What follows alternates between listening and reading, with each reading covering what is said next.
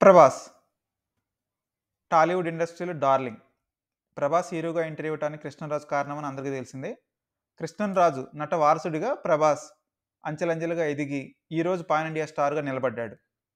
ప్రభాస్ లాంటి హీరోని ఒక మాట అంటే సోషల్ మీడియాలో పాపులర్ అవ్వచ్చు అనే ఆలోచనతో కొంతమంది కావాలని ప్రభాస్ మీద నెగెటివ్ కామెంట్స్ చేసుకుంటూ పబ్బం గడుపుతున్నారు. అలాంటి వారిలో జ్యోతిష్యుడు వేణుస్వామి ఒకరు. ప్రభాస్ పెళ్లి విషయంలో, ఆరోగ్యం విషయంలో ఆయన చేసే కామెంట్స్ ఎంత బ్యాడ్‌గా ఉంటాయో మనందరికీ తెలిసిందే. ప్రభాస్ పెళ్లి చేసుకోవద్దని, ప్రభాస్ పెళ్లి చేసుకున్న విడాకులైతే అయిపోతాయని, ప్రభాస్ జీవితాంతం పెళ్లి కాకుండా ఉంటేనే ఆయనకు మంచిదని, ప్రభాస్ హెల్త్ సరిగ్గా ఉండదని, ఇలా డిఫరెంట్ కామెంట్స్, నెగెటివ్ కామెంట్స్ ఆయన చేస్తూ ఉంటారు. రీసెంట్‌గా కూడా ఆయన ప్రభాస్ మీద ఈ విధమైనటువంటి కామెంట్స్ కొన్ని యూట్యూబ్ ఛానెల్‌లో చేశారు.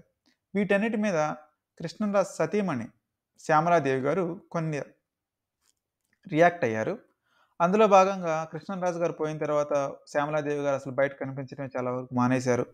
రీసెంట్‌గా ఒక స్పెషల్ ఇంటర్వ్యూ ఇచ్చారు. ఆ ఇంటర్వ్యూలో భాగంగా ఆమె మళ్ళీ కృష్ణంరాజు గురించి, వాళ్ళ ఫ్యామిలీ గురించి, వాళ్ళ డాటర్స్ గురించి అండ్ ప్రభాస్ గురించి వాళ్ళకున్న రిలేషన్‌షిప్ బాండింగ్ గురించి కూడా క్లియర్‌గా రెస్పాండ్ అయ్యారు. అందులో భాగంగా కృష్ణంరాజు గారు ఇలాంటి వాటినన్నింటి చూసి చూడనట్టు పోతారు. అసలు ఇవాళంటివి మనం పట్టించుకోవాల్సిన అవసరం లేదు.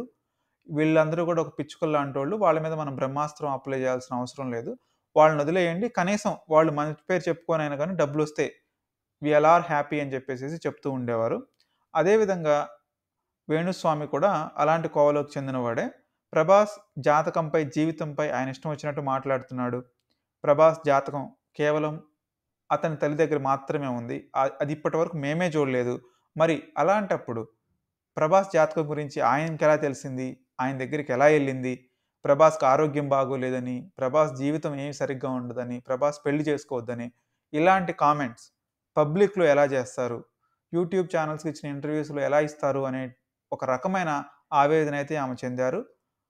సో, యాజ్ యూజువల్‌గా వాళ్ళ ఫ్యామిలీ అందరితోటి కార్డియల్ రిలేషన్‌షిప్ మెయింటైన్ చేస్తుంది కాబట్టి, ఇలాంటి వాటిని మేము చూసి చూడనట్టు వదిలేస్తున్నామని, ప్రభాస్ కూడా అలానే ఉంటాడు, ఉండమని చెప్తూ ఉంటాడని చెప్పేసేసి ఆమె ఇంటర్వ్యూకి రెస్పాండ్ అవ్వడం జరిగింది. సో, మీరు గూడా ఇలా పబ్లిక్ ప్లాట్‌ఫార్మ్స్‌లో, పబ్లిక్ ఫోరమ్స్‌లో ఒక వ్యక్తి మీద అండ్ సెలబ్రిటీస్ మీద నెగెటివ్ కామెంట్స్ చేయడం ద్వారా ఎవరైనా పాపులర్ అవుతారా?